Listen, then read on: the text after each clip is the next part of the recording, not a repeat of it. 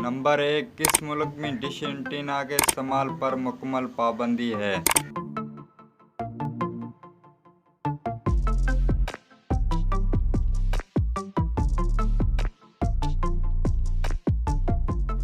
जवाब है मलेशिया।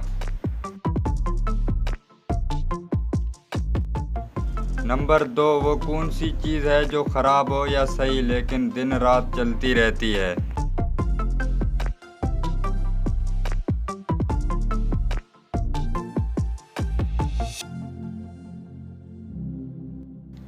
जवाब है सड़क।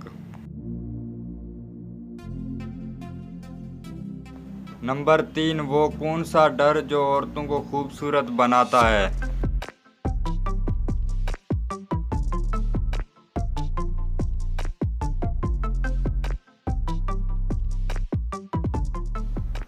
जवाब है पाउडर।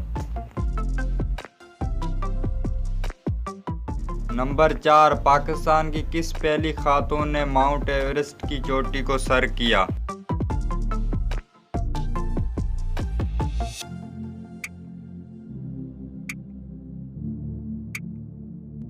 जवाब है समीना बेग।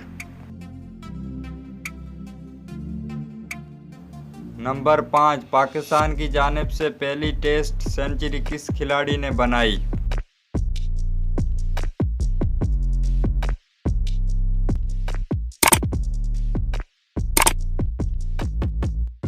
जवाब है नज़र मोहम्मद ने।